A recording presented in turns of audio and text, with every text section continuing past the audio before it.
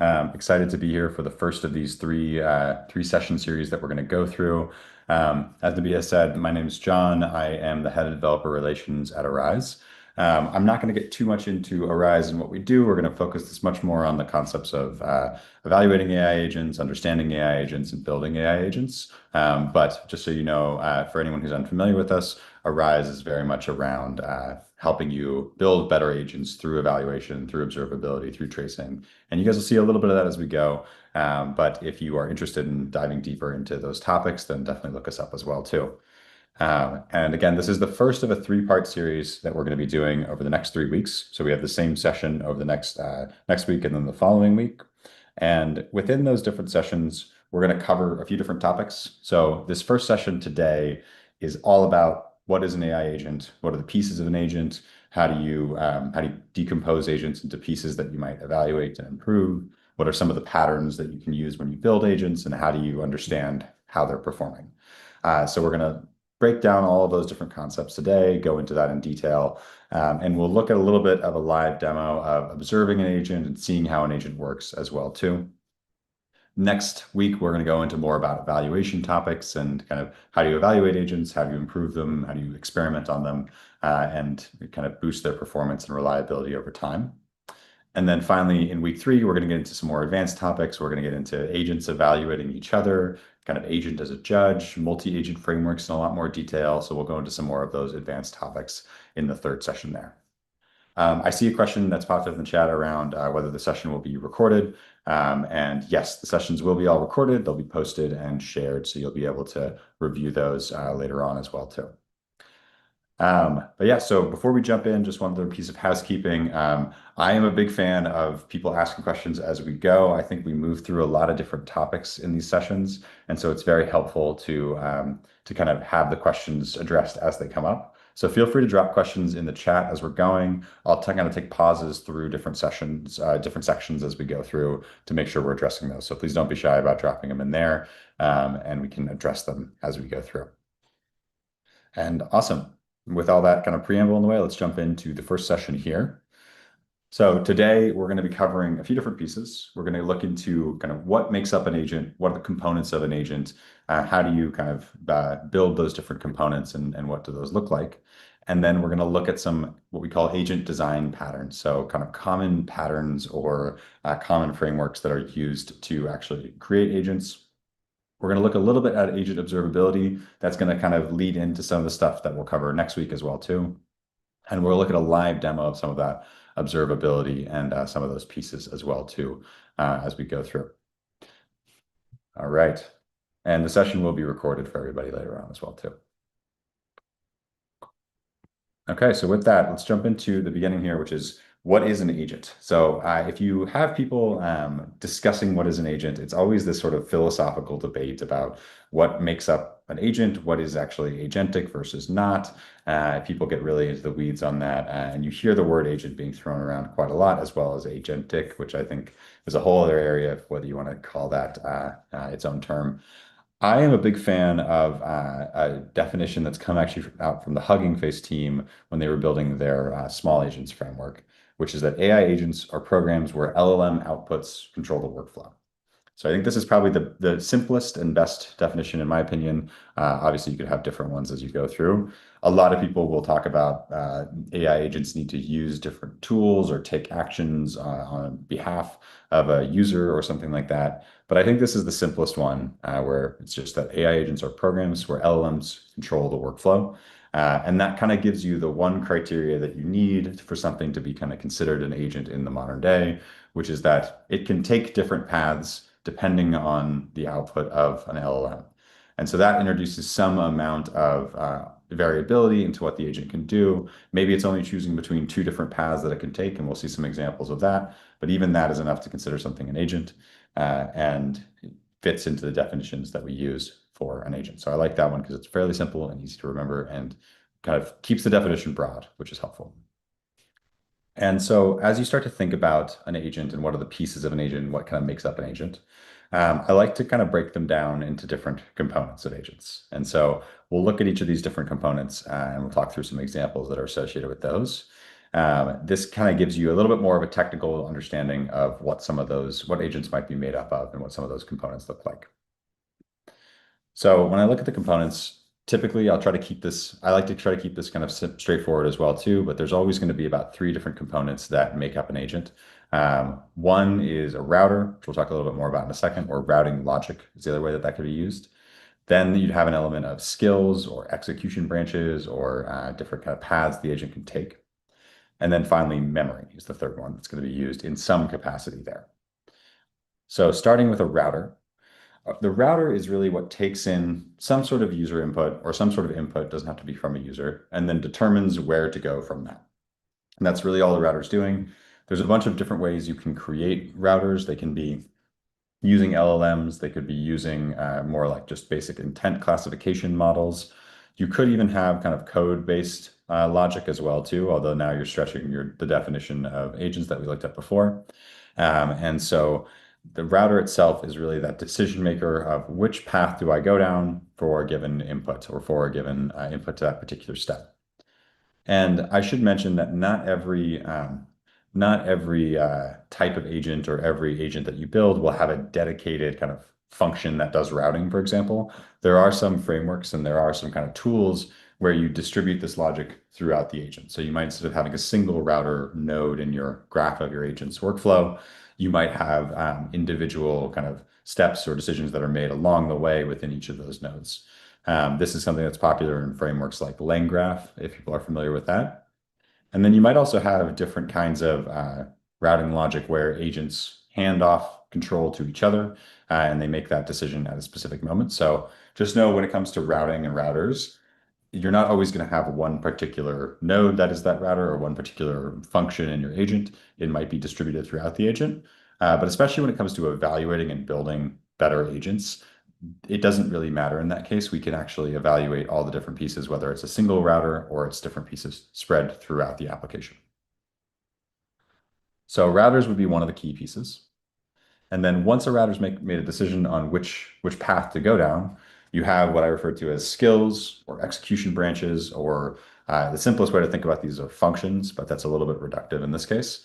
And the skills really are these individual logic blocks that let the agent actually do things. So the router chooses which path to go down, and then the skills are what actually go and complete the action based on that path, or they complete something from there. And those skills can be made up of other LLM calls themselves. They could be made up of API calls. They could be made up of just logic blocks or code that people run through. And so you might have chains of those together as well too. Skills could be entire long chains that take action for you. And they may even be full kind of LLM applications that existed pre-agents. So for example, you might have a RAG skill or a retrieval augmented generation skill that looks up information and then performs an LLM call based on that. You might also have one like a product search. So say you had an agent that could chat with users and interact with users and help them find products within your website, for example. Then you might have a product search skill that would then take the user's input, call some API in your system, and then return back a result. So you'd have some amount of skills or execution branches and loops, and that's what allow your agents to actually do things. And then finally, the last piece here is memory. And memory is really just the shared state that can be accessed by all the different pieces of your agent as it's going through and executing. So the simplest version of this is what you see on the screen here, which is keeping a list of the messages of what your agent's done so far. This is something that's going to be helpful as your router has to make future decisions about where to go next based on the previous context. But you might also have things like configuration variables or previous conversation history, for example, that's also stored in memory. So if you want your agent to be able to remember things from a previous conversation with a particular user, you would use memory to do that. And I see a question that's in the chat here, which is for routers, would that write up the plan of what LLM calls are needed? So is it kind of planning, okay, these are all the steps I'm going to take? Or is it just kind of, I'm adding this next part, but hopefully this is to the spirit of your question.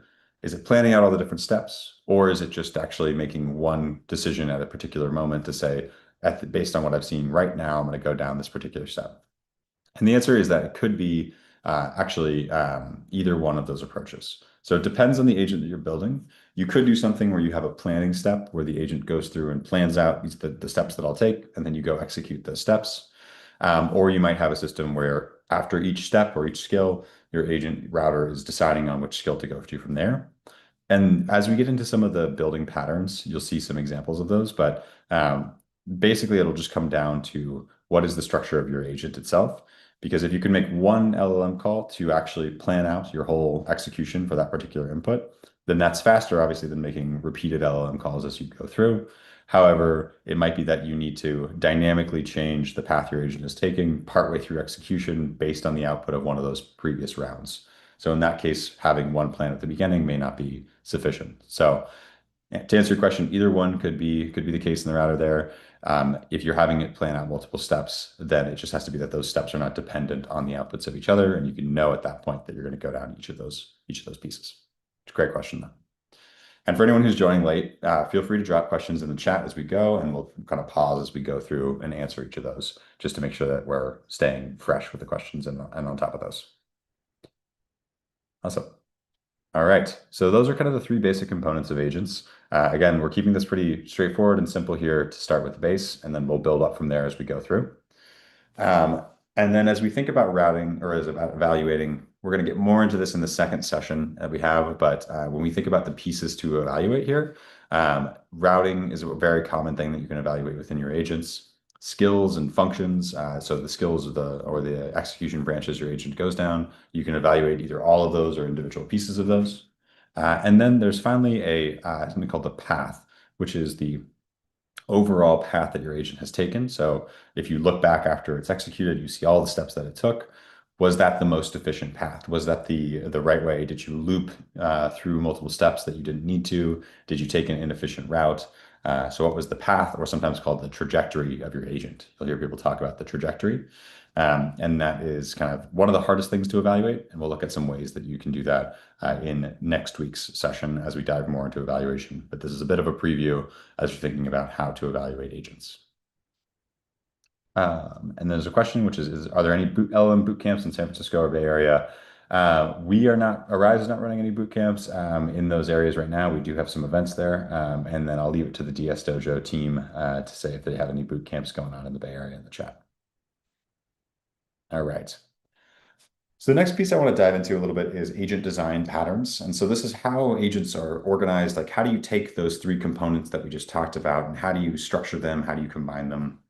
How do you set them up into these kind of common patterns of execution? And we'll talk about a few examples here. There's probably a few more that you could find that are beyond these, but these are some of the most common ones that we see working with customers. And so the first is the most basic based on what we talked about so far, which is the router architecture.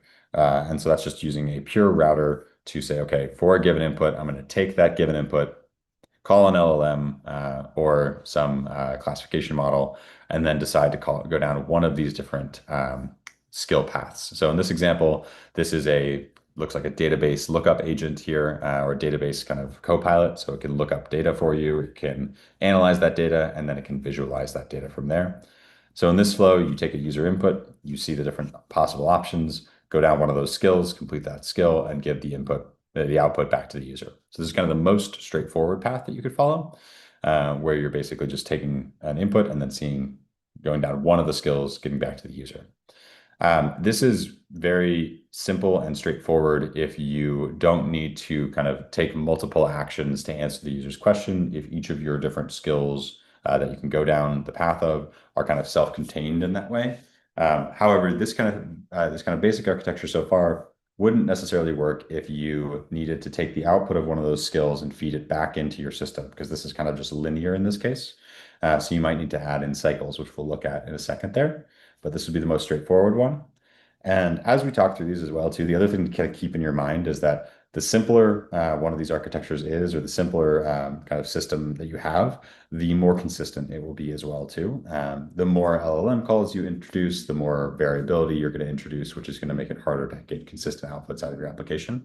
So you might be looking at this and be like, this is too simple. This is not going to really address the need that we have. I will tell you that this is actually the exact architecture that is used for a production agent that Arize has that runs a copilot in our dashboard where it will run to a particular skill, complete that skill, and give the answer back to a user. And we've been able to have a lot of success with that copilot agent because it's so simple in that case in its architecture. So first of these is the router architecture. The next is kind of, you can probably see where that was going, the more complex kind of orchestrator architecture, which is similar to the previous one that we looked at, with the one big difference being that after the skill is complete, you return back to your LLM router or something similar to it to then either decide I'm going to call another tool there, or I'm going to return back to the user. And so here you're introducing the concept of first looping. And then from there, that would introduce some extra complexity, obviously, because you're going to have multiple LLM calls that are made, but you're able to take things like the outputs of skills and lead them back into your application's execution. So for example, in this database Copilot agent, you might have a case where the user asks for some information from that database. First, the router decides to call a lookup data tool to pull data from that use case or from that database. And then it might say, okay, well, the users asked me to create a graph, so I need to actually then create a visualization based on that data before sharing it back. So in this case, it might call multiple different tools as it executes. And there's a question that is, can we have multiple routers, like one for GPT-4o mini and another for Gemini to do the same skills? So you definitely can have multiple routers. You could have either multiple routers through, for example, like you could take this block here in the middle and you could have another kind of round of it that's happened either linearly or with the loop here. And maybe you choose to have one of those routers powered by GPT-4o mini and then a second one powered by Gemini. You can definitely do that. I think that it would we'll get into this as we kind of get into some of the different ways you can optimize and improve your application, but you would need a good reason to use the multiple different ones there. And if you're seeing better performance with one, then kind of begs the question of why not just use that in both places. You can use both, but it's just may introduce additional overhead that you don't need to use different models there. And then there's a question about what are about router hierarchies? Can you explain and give an example? Routine to specialized routers. I'm not sure I quite understand the routine to specialized routing kind of question afterwards there, but to give a little bit more of an example, you might have a case where you have a chatbot that can deal with a whole range of different user inputs. Maybe it's a chatbot on a e-commerce website. It's always an easy example, or we'll say a travel agent chatbot.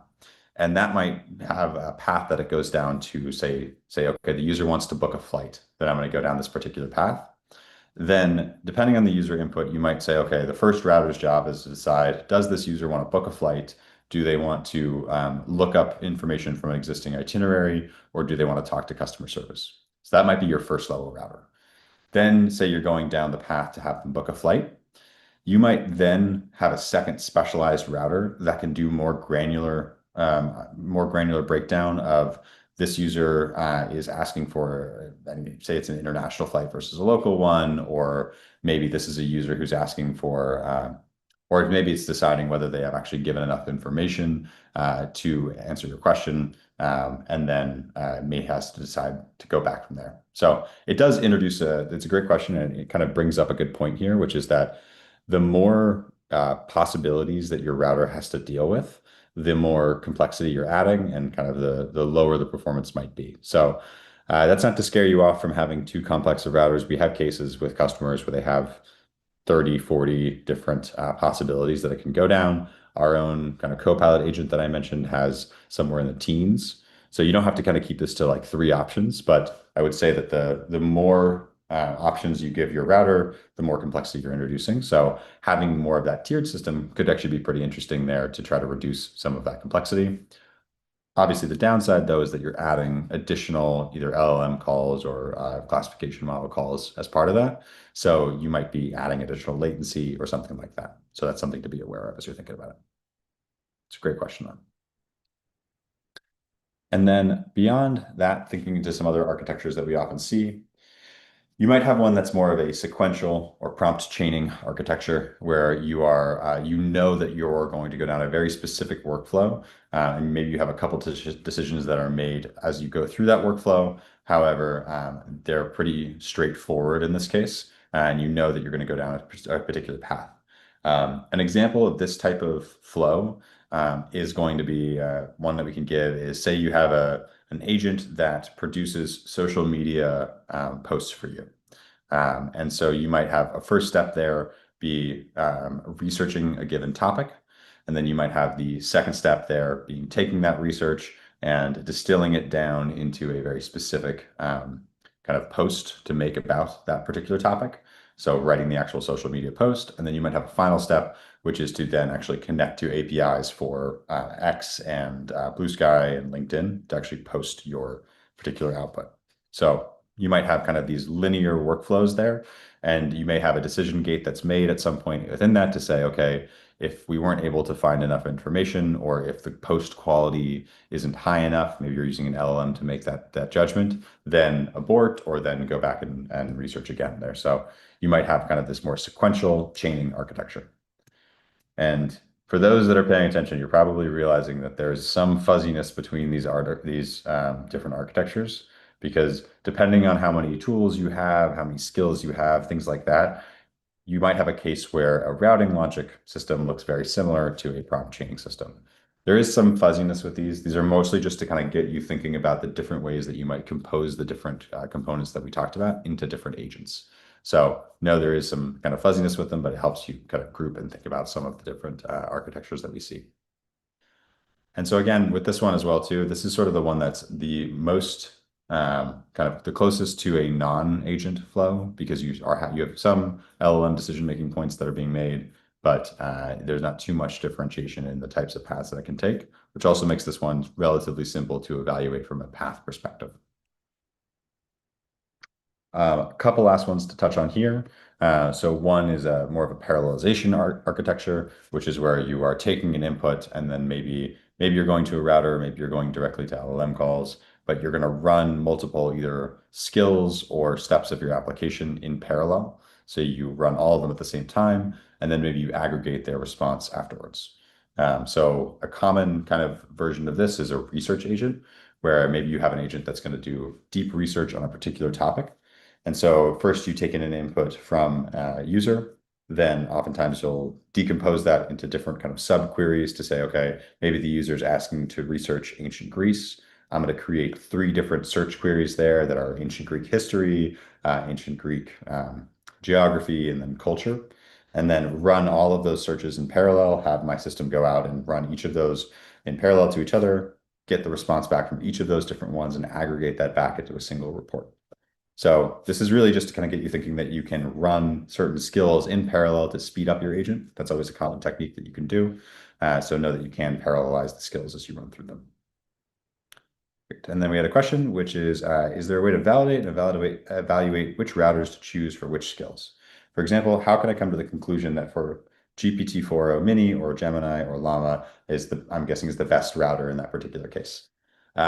That is a great question, and I think we're doing pretty good on time, so I actually might show an example of how you can do that.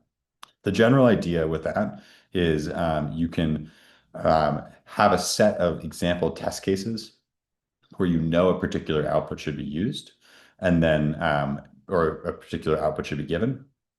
And then you can run those through those different systems or different LLM calls, and then see which one performs the best. So basically, you can kind of run these closed unit tests to see how those are performing. And I think we're gonna have time, so I'll actually show you an example of that as we get into the demo. And then there's a question, which is, when you give examples for how to process requests, how would you write something like this to the AI? Would you use chain of thought prompting? Would you tell the agent which child agent to call, and how to use the response for the second child agent call? So this is going to be dependent a little bit on exactly the agent that you're building and how you're structuring it from there. So if in this case, I think with a lot of the diagrams that we've shown of the architecture here, a lot of the arrows are going to be mostly defined pathways.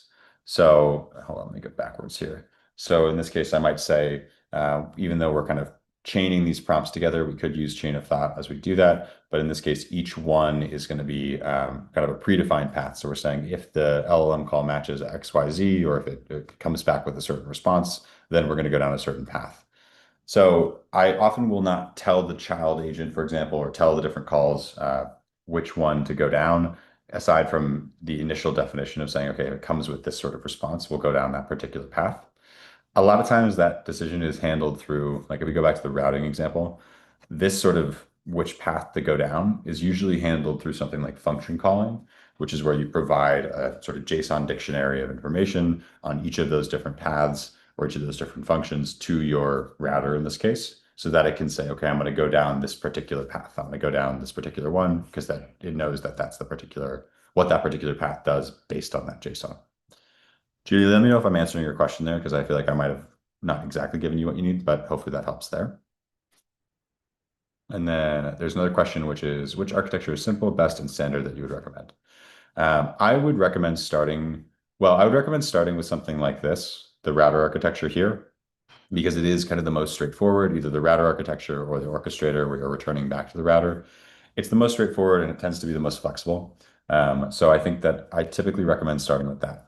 It does raise another interesting point, though, which is that I would actually say, as you're thinking about what you need to build, if you make it agentic, so if you make it where the workflow is controlled by an LLM, then you are introducing some complexity. So I would say even before going into this particular architecture, I would think for a second of whether your system can be built with just without using an LLM to control the workflow. So built in sort of a non-agentic way.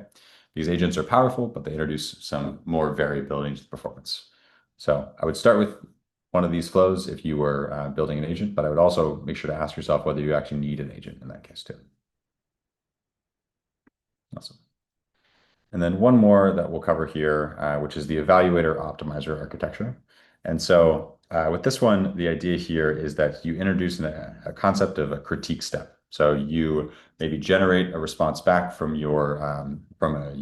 so say you get a user input, you generate a response, and then you add in a step here which criticizes that response. It says, hey, this could be made better in this way. And that critique step gets to decide if the response is good enough to go to the end user, or if you need to return back to your agent, rerun certain parts, and see if you could improve those parts.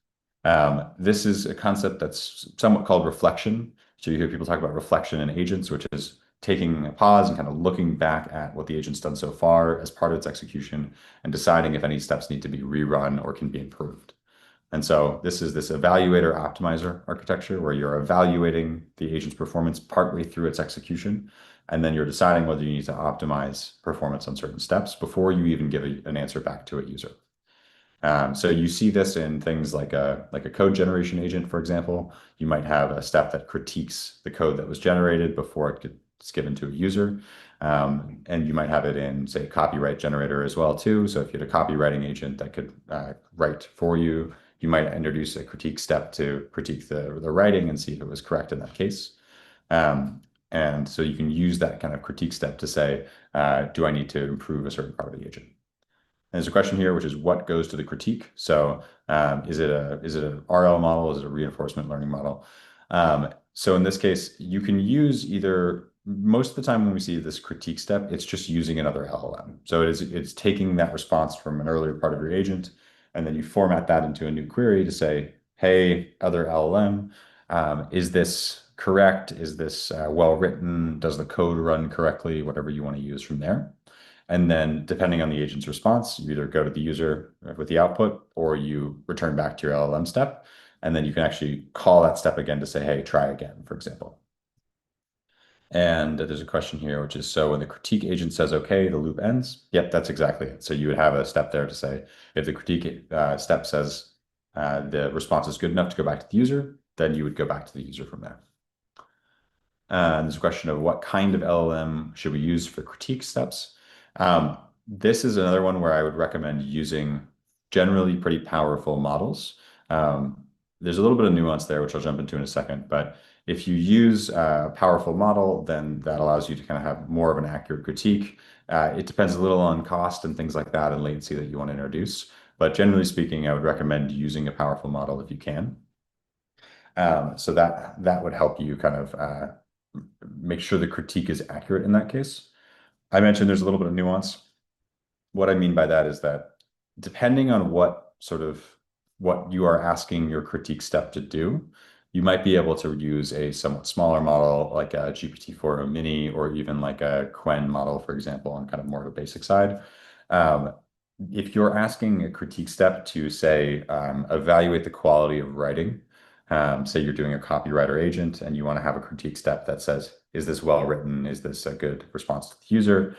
Then I would recommend using a more powerful model like a 4.40 or 4.1 or Claude Sonnet or something like that. And the reason being is that's a fairly broad task. That's something that's not super straightforward and simple to do.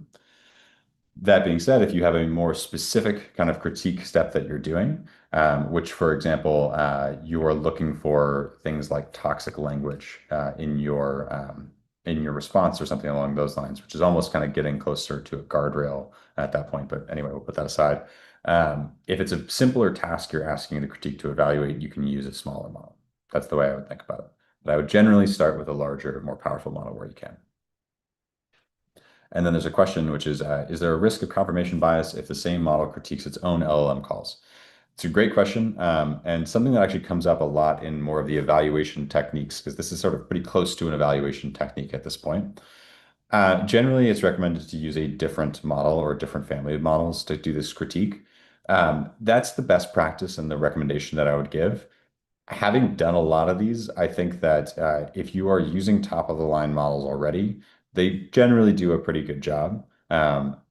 That being said, so even if it's in the same family, so I would recommend using a different family of models. So using, say, Llama model to critique an OpenAI actual response.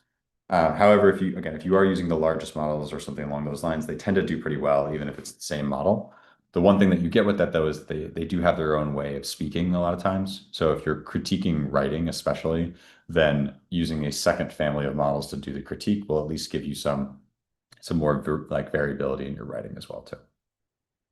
So great questions. Thank you everybody for all these. Awesome. All right. And I think that is all of my sort of architecture patterns.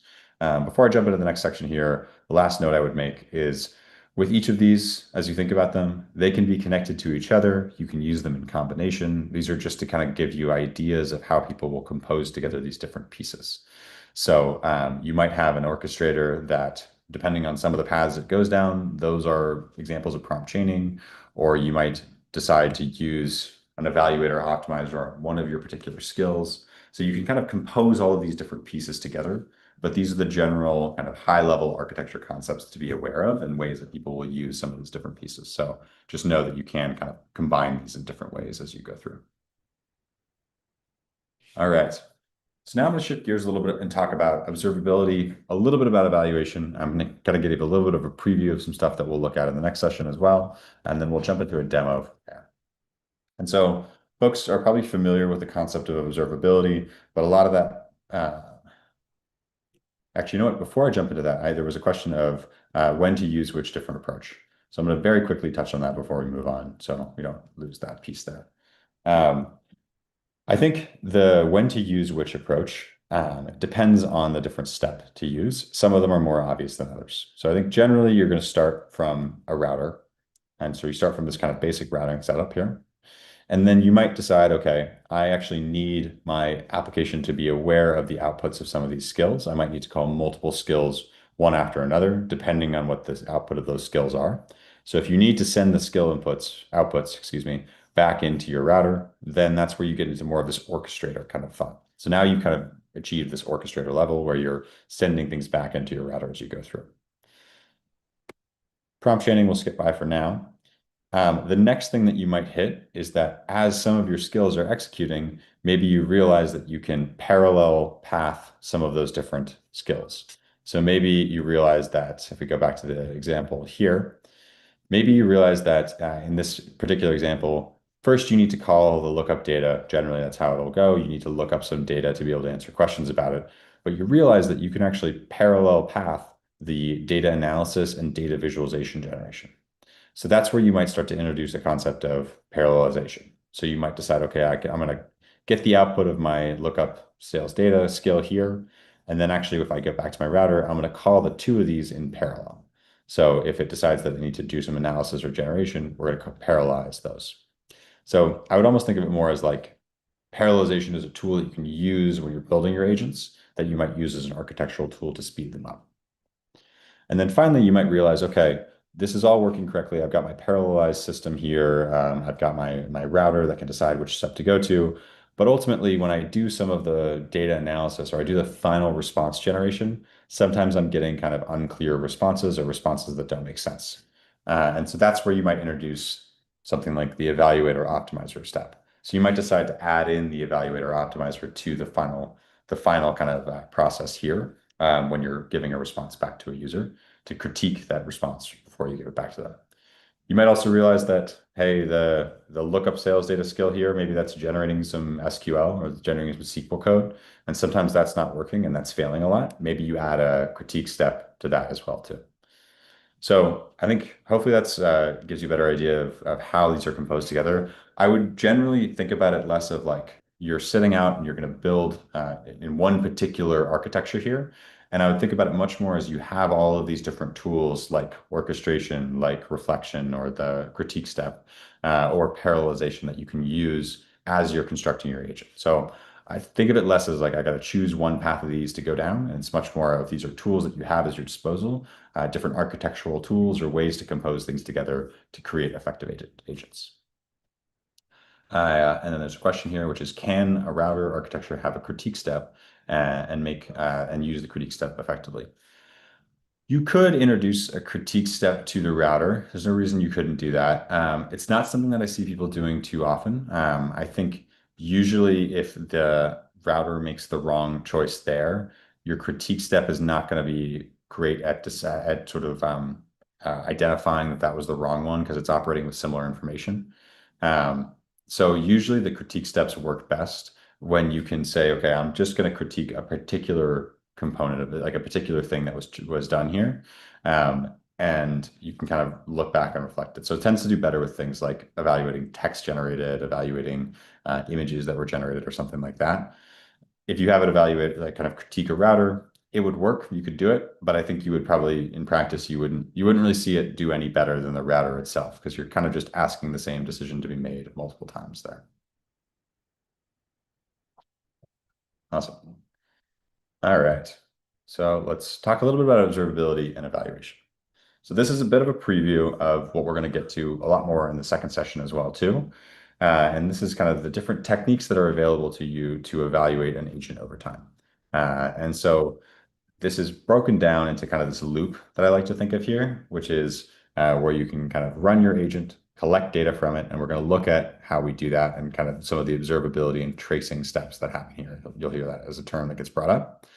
And then as your agent is running, you might run evaluations on top of it. So you might evaluate its correctness, you might evaluate different ways it's performing.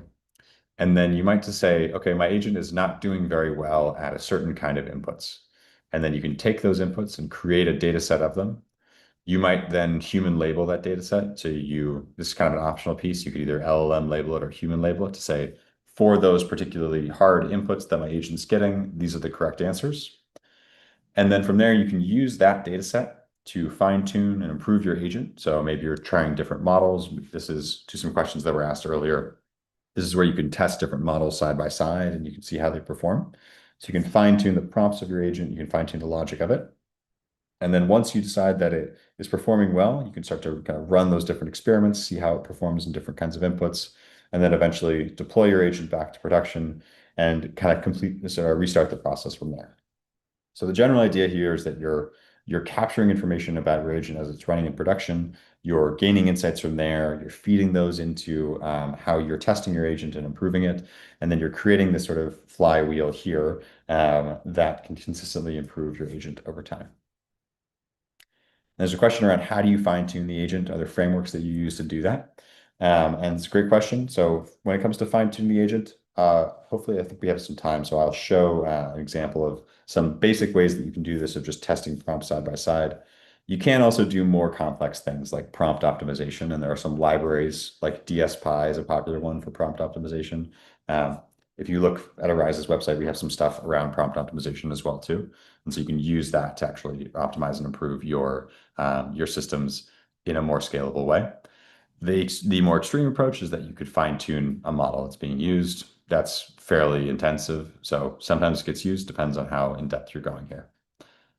And there's a question which is, would running evals be similar to running unit test code? Great question. Yes, you could run unit test code to run your evals. You could also run evals using LLMs themselves. And so that's when we think about evals or kind of evaluation there, we typically think of them as either code-based evaluation, so running code on the outputs of your application, which is more like a traditional unit test, or using an LLM to evaluate parts of your application, which is kind of similar to that critique step that we talked about earlier. It's the same general idea there, but this case just used to run evaluation after the fact. And so with that as well too, I won't go into this too much today. So if this doesn't make sense yet, don't worry, it will make sense in our next session. But you can say you're using an LLM to run those evaluations. You can actually use the same loop to then improve your LLM to make it a better judge of your application's outputs as you go through. So that's something that we'll get into a little bit over time. All right. Great. I think from there, we're going to jump into a bit of a demo here. And so I'm gonna kind of focus on demoing some of the observability sides that we have here and observability of the agent. And so we've built an agent from there and can show off a little bit of what that looks like. So let me pull up. So here I'm using a tool that's made by Arize. It's called Phoenix. It is an open source tool, so it's totally free to use. I'm actually running this on my local host, so I've literally just downloaded the Python package and I'm running it here. And so what this is doing is it is doing what's called tracing an agent that we built. So this is actually the same database agent that we've looked at previously. So let me just pull that up to refresh people before I jump into it. So this agent is basically this architecture that you see here. So it's an agent that can take in a question from a user. It can then run one of a few different skills based on the user's input, and then it will take the output of one of those skills and give it back to the user. So the idea is this is a tool you can talk to and say, okay, I'm connected to a Postgres database, and I want you to tell me or generate analysis or generate visualizations about the data inside that database. And so in the tool here, each row that you see here is one particular run or question from the user. So you might have a run here, which is the question from the user was, what trends do you see in this case, trace latency? This is a trace latency in this case refers to something that's inside the database. The database itself is capturing information about traces. So in this case, it's asking about what trends do you see in my database, essentially. And then you can see the output that's coming back here. So you can see some of the trends that are reported, some of the average latency and different occurrences and latency on different ways, or different types of queries and things like that. And has some recommendations as well too. So this is kind of your final input and output. And then you can see as you go through all of the different steps that your agent takes to get there. So you can see, in this case, it starts with a router call. So in this case, you can see a router, and then there's actually a tool call that is recommended here, which is to generate and run a SQL query. If we step in one more, we can actually see the LLM call that's made as part of that router.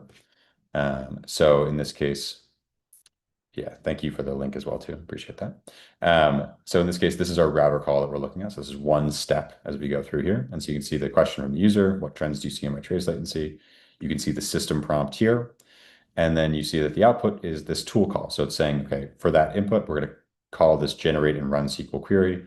And then we're going to call this particular, with that particular prompt. And so you might be asking, how does the agent know, or how does the router know the tools that it has access to?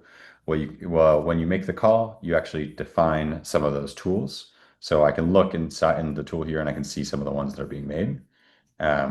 And so you can see things like the functions that were called. You can see, in this case, there's a data analyzer function. There's a generate and run SQL query function here. Sorry, when I'm clicking, it's doing that. So in this case, we're giving it a couple tools. And one thing to call out, we can share the code for this agent as well too, but just to be 100% clear what the tool is doing in this case, this agent is running somewhere, and then this Phoenix tool that we're using is just observing it. So this is the observability side, and later we're going to use it to evaluate the agent. So It's not actually running the agent within the tool here. It's just kind of tracking all the stuff that is being run as the agent is running. And so you can follow the execution here. You can say, okay, now I've gotten that step there, and now I'm going to go and I'm actually going to run the tool call itself. So you can see that generate and run SQL query. That's one of the tools it can use.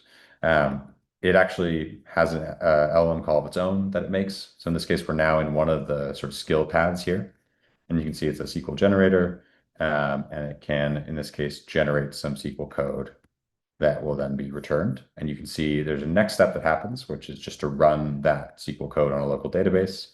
And you can see the information that's retrieved back. And so now this is going to feed back into the router. So this is, if I jump over to our diagram, we've now gone from the user to the router. That's, in this case, called up this top skill here, which is to look up data. And now we followed this arrow here, and we've returned back to the router for the second time. And so now you can see if I look in the LLM call that's being made, we have the original user message, we have the system message, and then we have the tool call that was chosen previously and the response back here. And now you see that's all fed into our model. So all of those are fed into the router. And it's now saying, okay, now we're going to call this data analysis tool. So we're going to call it data analyzer with the information that was retrieved from a previous step. So you can see here the router is now being called the second time. It's making the second decision to go down the path. And so you can see we're going to call that data analyzer. That data analyzer itself, which generates our final report, does that with an LLM call. So it does that with its own LLM call. So you can see actually we'll generate some text here and continue on from there. So we'll generate that, and then it will go back to the router from there for a final time. And we'll look at the last response. So we're at the router for the third iteration here, and we can see we have our original message, the first tool call and the first tool response, the second tool call and the second tool response. And then at this point, our router decides, you know what, that's good. We've answered the user's question. We're just going to give the response back from there. And so it finally gives the response back to the user from there. So I know I went through a lot there. Let's see, there's a couple questions. Let me see what people are asking about. All right. Awesome. I love the Phoenix love that's in there. So yeah, this is running on local host. What I will give you guys though is there's actually, I'll drop it in here. There is actually the same project is available on a demo link. So let me share that in the chat here as well too. So this is, I'll share this link right here. There's a demo, actually we'll share this link right here. So in this case, if you want to follow that link, phoenixdemo.arize.com, that will give you that same demo that we were looking at. So here's the actual trace. We could use the same one. I was running the previous one on my local host. This one's running in a demo instance, so you can feel free to take a look around and see those different pieces there. And I'll add to, there's a little bit more in this demo one. There's a couple examples of some other frameworks that you might use, like LangGraph, to actually develop your agent, so you can see how traces look different depending on which framework that you're using. All right. I am going to jump back over here because I wanted to cover a couple other things that happen in here. So one thing that I'll mention is that when we are to kind of create these traces, you use a process called instrumentation. And instrumentation is basically the act of marking certain calls in your application that should be traced and should be captured in this way. So each of these individual rows here is something called a span. And so a span is an individual step of your application. So it's an LLM call, it's a tool call, it's the individual logic blocks within each of those. And all of these together make up one trace. So the act of generating traces and spans is something that is done through instrumentation. So it's a lot of jargon right there for a second. All of that comes from an existing standard for observability that's used kind of before the AI world as well too. But if we looked into one of these attribute sections, you can actually see all the sort of JSON that makes up what is kind of being shown in that particular span. So one way to think about this is each of these spans is just a JSON blob of a bunch of information that we're then just using Phoenix to kind of render more nicely here so we can see it. All right. All right, so there's a question of, can we connect an agent and trace it from your laptop? So yes, the agent and router and all those pieces are running somewhere. So yes, you can run all of this here. We'll share a link to it after the fact, but there is I don't want to go too far off the rails here, but there is this is all running in a particular project. So in this case, there's code that we can share that is kind of a router code here. I won't go through the code in detail, but we'll share a link to this. But there's code for an agent that's off running and it's actually doing the work of the agent. And then we've set it up to kind of connect certain tracing and evaluation and things like that from there. And then there's a question about how to add instrumentation. So I want to briefly touch on that here. There's really, when it comes to adding instrumentation, there are basically two ways to do that. One is to manually go through and mark certain calls and certain rows and functions in your code. And so I'll show an example of that briefly here. You can do things, and we'll share some links and stuff like that. I don't want to go through the code too much in detail with the whole group here, but happy to go into that if people are curious. You can do more kind of manual marking here, where you say, okay, we're going to start a span. We're then going to kind of use that span and set different attributes and kind of create those JSON blobs themselves as you go through and pass in things like the messages. You can also do things like mark certain functions with decorators. So you can do things like this is something that Arize will kind of provide and help, that you can mark individual spans or individual functions with decorators. However, the most straightforward way to do this is for different frameworks that you might be using or different approaches. A lot of providers that do kind of LLM and agent orchestration and observability will give ways to automatically instrument certain packages or certain calls. So this is something that actually that Arize does. It's part of Phoenix. So if you're using OpenAI, if you're using LangChain, if you're using LangGraph or any of these kind of popular frameworks to build your different systems, then you can actually just have auto instrumentation, which is pre-set up to kind of go through and mark all of those different calls that you're seeing inside the agent. So if I jump back over to our code here, what you're seeing here is actually captured through one of those auto instrumenters. And same in the demo, if you go into here, you can see this LangGraph one, for example, all of this information here is captured through one of those auto instrumenters. So that makes it much easier to do. There's a question here about trying to access Phoenix. I'll show you really quickly how to clear that error. This is gonna cause somewhat of an issue. Let's do this really quick. So if I go into here and I say get started, it'll lead you to try to sign up. Just make sure you click this box here to agree to the terms of service, and then that'll allow you to bypass that. Please agree to the terms of service issue there. All right. I want to show one last thing, which is a little bit of a preview for next week and as we get into other ones from there. So at this point, we have a little bit better understanding of what our agent is doing. We can kind of see the steps that it goes through. And this is really going to serve as the basis as we start to do more evaluation. We start to do more kind of testing and experimenting here.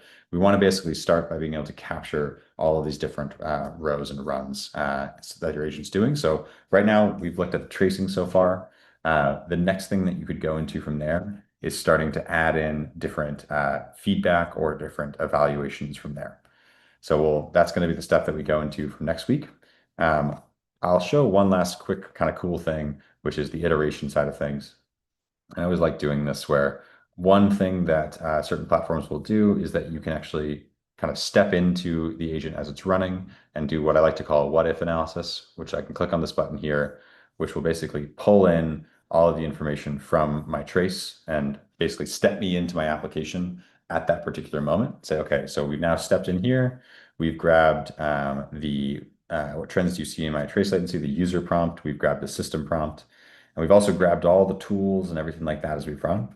And I could go from here and say, okay, I'm just going to go compare. I want to see what if I had run this same thing here with, in this case, instead of GPT-4o, let's swap it out for GPT, maybe 3.5.